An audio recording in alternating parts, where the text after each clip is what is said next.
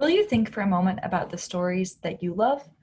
Maybe those are stories from books, from movies, from TV shows, legends. And now think about how those stories start. It probably doesn't take too long to get to the good stuff, right? Usually a good story hooks us in right away because stuff happens. The exception to this might be a fantasy story because there's a lot of world building. Don't worry, I'm a huge fantasy fanatic, and we will get to that later in the year. But put that aside for now. Maybe that draws you in, great. But think about fiction stories, maybe realistic historical fiction, maybe even fantasy. When you first start those stories, oftentimes you're grabbed in by an event because strong stories follow a story structure really, really closely. Let me just remind you first what that is. Take a look with me on my page.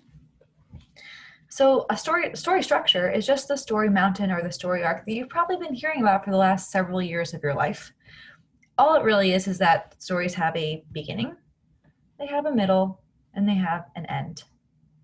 When you're looking at this, you might be remembering, oh, right, they also have like rising action, they have a climactic moment, the action resolves. Yeah, that's definitely true too. So hopefully at this point, your story has a beginning, a middle, and an end. If it doesn't, you might pause this video and go back to your story right now and make sure that you have a clear beginning, middle, and end. Maybe you have 3 paragraphs for that. Maybe those are broken into several paragraphs. Whatever it is, make sure that your story first has a beginning, middle, and end. Now, here's the 6th grade version of this for storytelling. These are all still true, but we have another layer as 6th graders. In the beginning, well, that's when this trouble starts. Especially in a short story when you don't have much time, you got to get to it fast, like right away. That's usually that chapter that draws you into a book where you just can't put it down or you're like, I'm hooked now. That's that part, the part where the trouble starts, where you start to see what it is that makes this story work, what it is that's going to draw your readers into the world of your story quickly. It's going to be the trouble. Since the trouble has already started,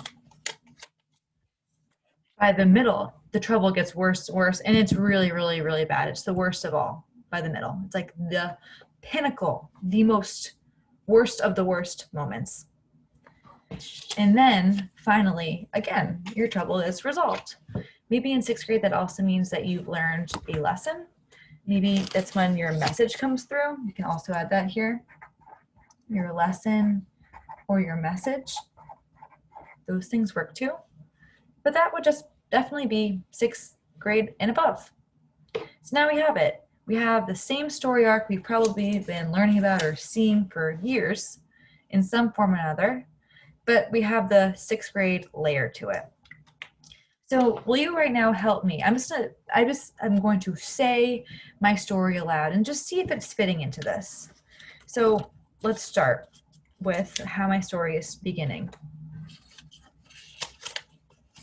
In my story, I have a whole like paragraph about how I'm on the beach with my grandpa. We're enjoying life. And then in the middle of the story for me is when I don't know where he is and I'm looking everywhere for him and I can't find him. And then at the end of the story, I find him. Okay, now will you be the judge of this? Look at this for a second. Yeah, this definitely fits beginning, middle, end, but does it fit the 6th grade version, which is trouble starts, trouble gets really bad, and then trouble gets resolved / we learn a lesson about life? It doesn't, does it? It's not quite there. It's close, but it's not quite there. So what do I need to do? I need to go back into my story and revise it. Remember, I've already written my draft. So right now I'm basically planning out what I'll be kind of cutting or trimming down, or like little bits that I might add to, kind of my last final revisions before I turn this thing in. So I know that I spend a lot of time explaining in the beginning where we are, what's going on. So maybe I'm just gonna make a note to myself that it just has to start, like I wake up to find he's gone. Like right away. I have to wake up and find that my grandpa's gone. Probably gets worse. Well, it can't be like a bunch of things, because these things, if you think about it, these things had to be building. Like maybe if I wake up and I look for him, and then I look and I ask people for him, they can't find him, and then what happens? Do you see how this is like, I don't want to just jumble all the crazy stuff together, because this should be the pinnacle event. This stuff could be kind of before. So maybe like down here, it's really like look for him, ask around, and then finally it gets to a part where the lifeguard comes and tells me the specific part. Lifeguard tells me he thinks he's drowned. Do you see how I've taken this and I've broken it into parts? And I've really clarified now what the pinnacle is, what the big troublesome moment is. Here, it's right there. Super clear. So then when I find him, that's still true, but what can I do to it to make it 6th grade level? I could maybe talk about find him, but realize that my grandpa's different now and things might not really be the same anymore. And I have to kind of accept that, people get older, and the best thing that we can do is just kind of support them and be more patient and be more watchful. Find him, but realize things are different. Accept the truth. Do you see how now I have my notes for my final revisions today? Because I thought about what makes for a strong story at the 6th grade level. So what I want you to do is I want you to do exactly this. I want you to plot out your story, maybe draw your own story arc. And I want you to make sure that the beginning is when the trouble starts. You have small events leading up to when the trouble gets worse, and then it gets really, really bad with a clarifying moment. And then finally, not only does your ending resolve the trouble, but it gives off a message or teaches something to the readers. If you don't have any trouble in your story, maybe for you, the trouble is something else. Maybe the trouble is more like a want. You start with wanting something. You really, really want something, and then you get it and you learn something from it.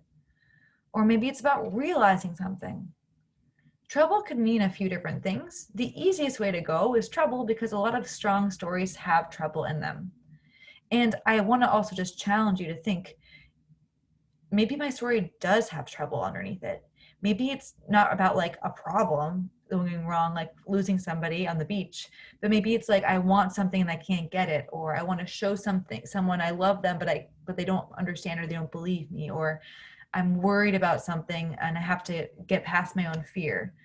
So the trouble could mean a couple different things, but it should still feel emotionally like it has some lows, highs, and resolutions.